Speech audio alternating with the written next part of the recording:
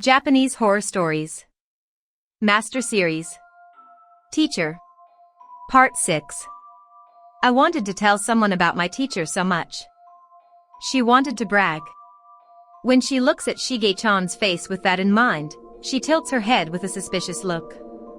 "It looks like you still have a fever." Shige-chan said, "There is nothing beyond the Guardian Forest."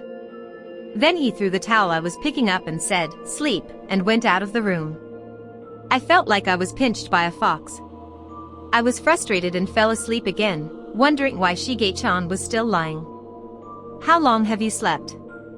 I wake up when someone seems to be entering the room. It was Grandpa who closed the sliding doors and came by the futon. "Did you go beyond the Guardian Forest?" asked Grandpa. I heard from Shige-chan. When I pointed my mouth, yes, I made an unprecedentedly difficult face and scratched my crossed legs with my arms folded. And I heard that my ears were incredible. When Grandpa was a child, a terrible illness spread in that village, and everyone died flutteringly. The remaining people have also abandoned the village and scattered, and now only the remains of the empty village have been abandoned. That's not the case. Because I actually went to the village, I actually met the teacher, and actually, I'm surprised. At that time, there was certainly a peaceful mountain village in the space beyond that forest. I realized that I hadn't met anyone other than my teacher. The teacher's mother, who is in the house next to the school building, and the students of the summer vacation school who have 4 other students besides me. After all, no one is watching. But if it really is such an abandoned village, why was the teacher alone in such a place? And why did he lie? I do not understand. When I think about it, the heat seems to come back again. What is that illness? Grandpa replied with a sullen feeling to me, who finally said only that. Tuberculosis.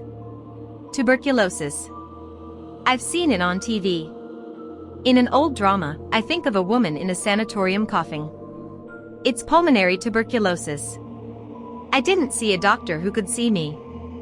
I have a cold. A cold is prevalent. I'm coughing. Cough. The teacher was also coughing. What do you mean? I don't know why, and I repeat the word in my head many times. Grandpa stood up, looking away from me, touching her sliding doors to get out of her room, and then she said as she remembered. It was around that time that we saw Mr. Kaidwari's angry face. I won't go anymore. Pisiri. The sliding doors close. I don't understand.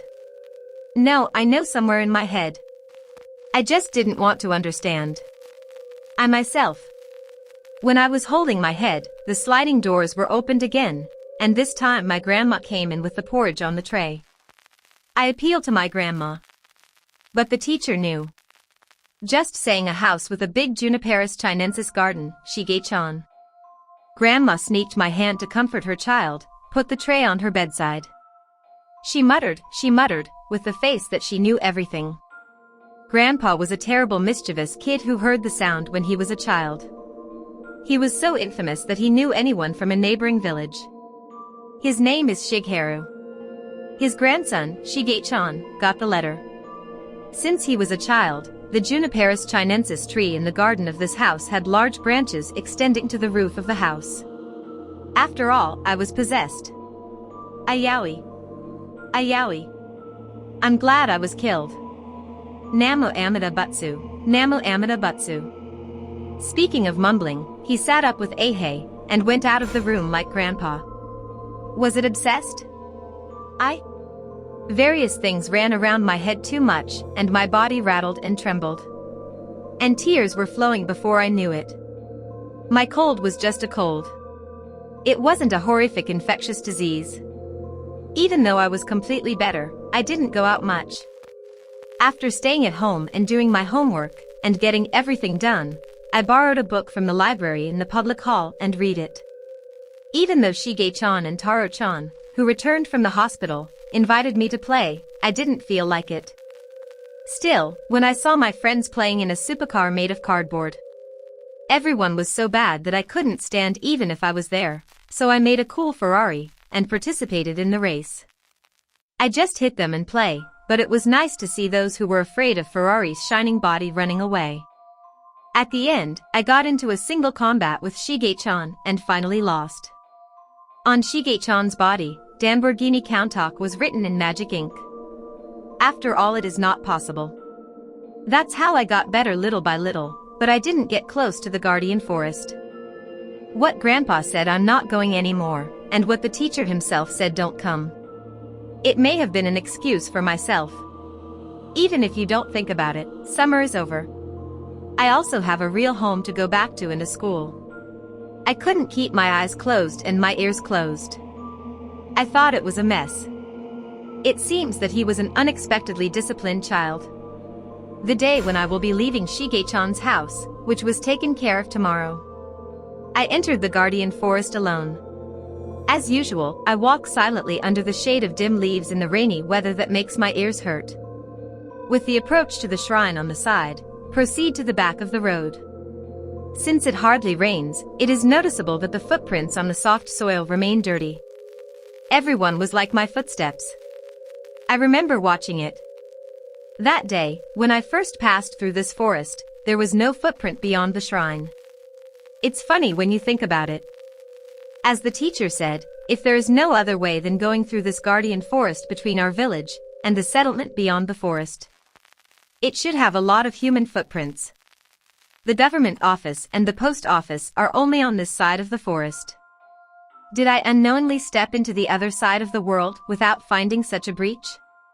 I kept walking silently, and when I passed through the dark wooden arch, the blue sky spread overhead. It's the same.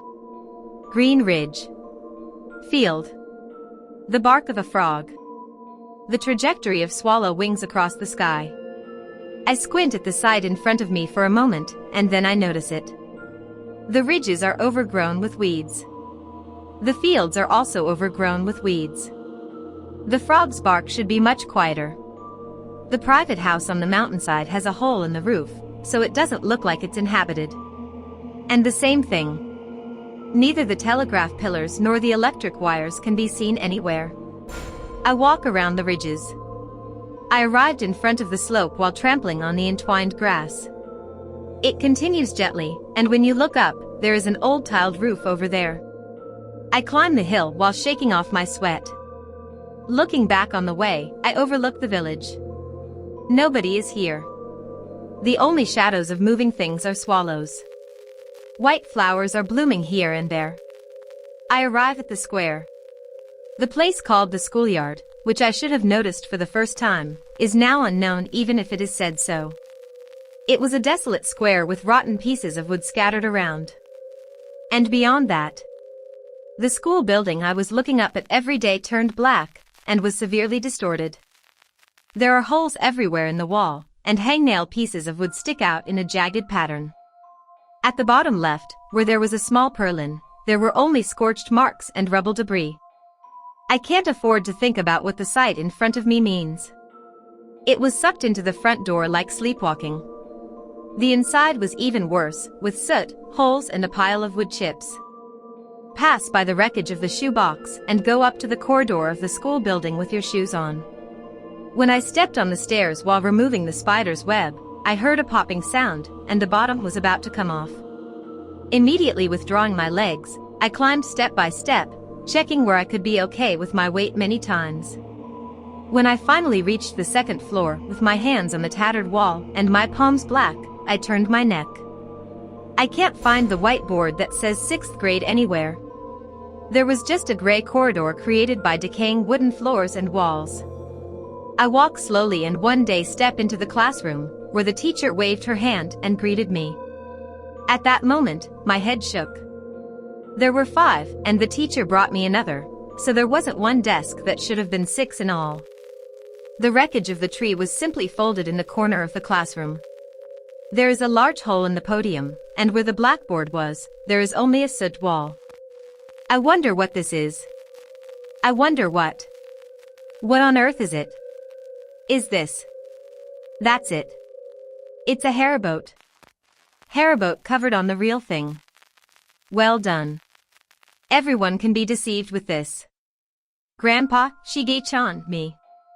And from now on, it will replace itself.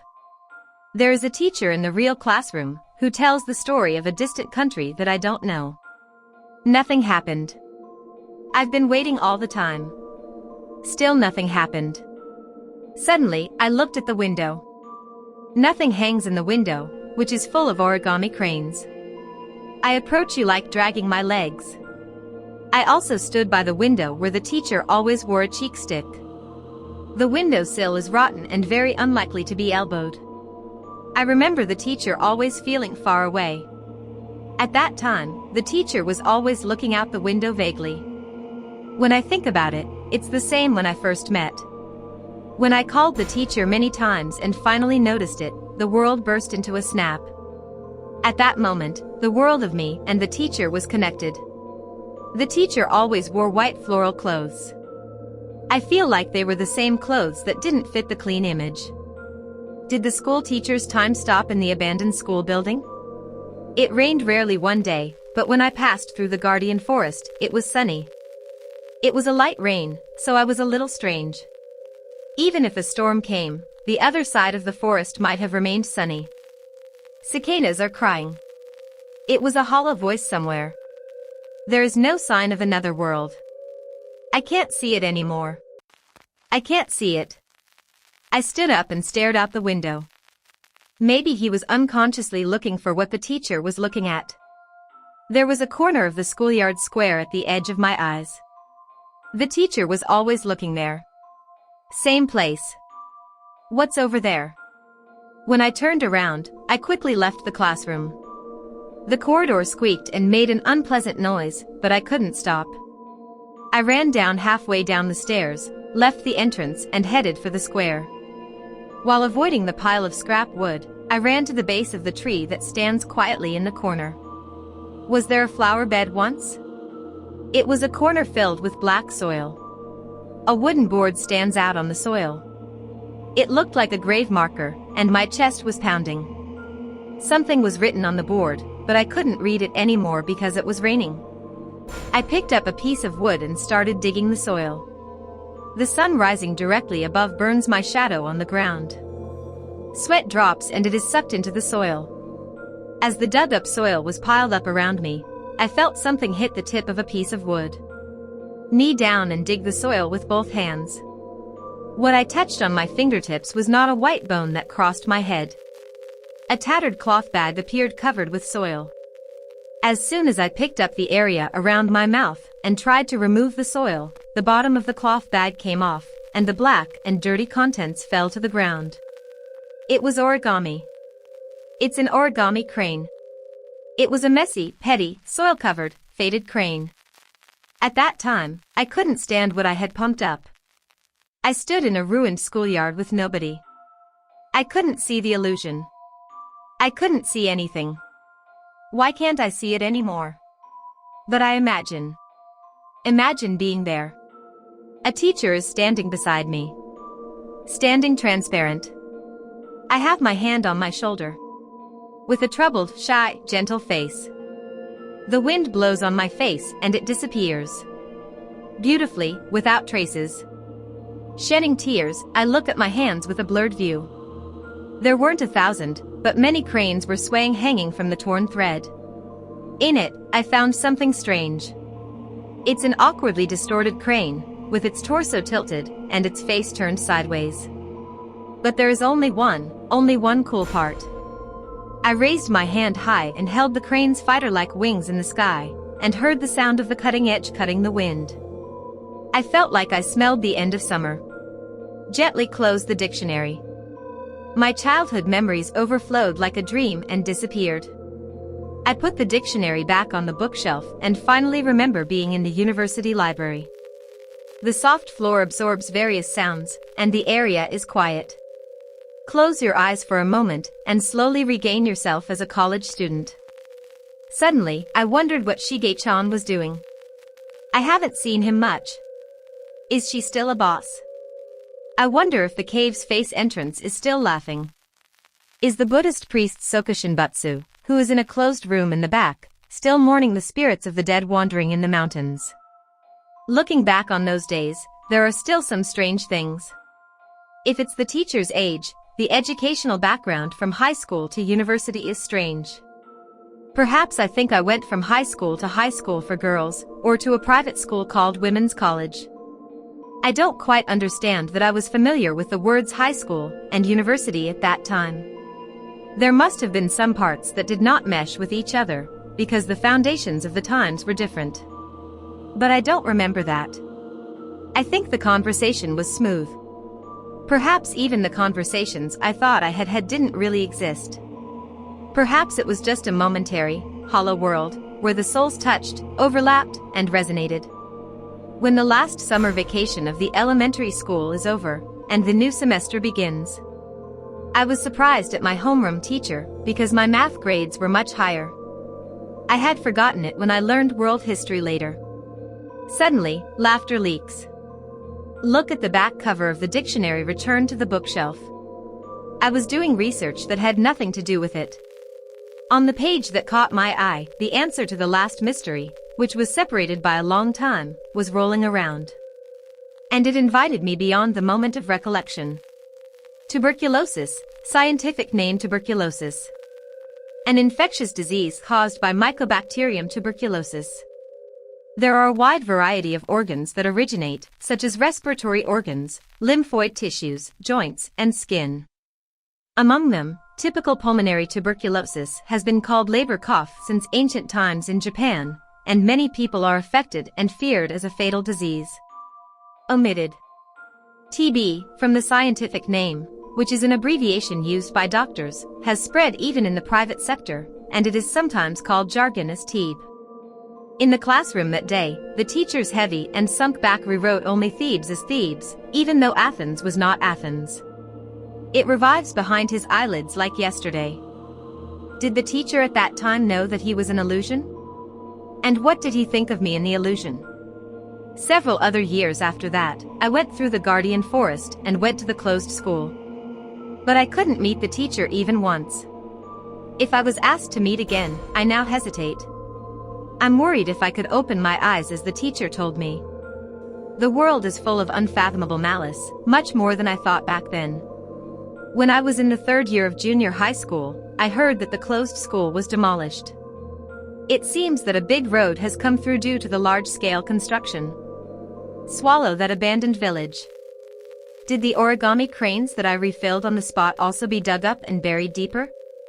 I remember that a piece of paper was mixed in that tattered paper crane, so that it could be buried. It was a handwriting I saw somewhere, like a poem, like a letter to someone.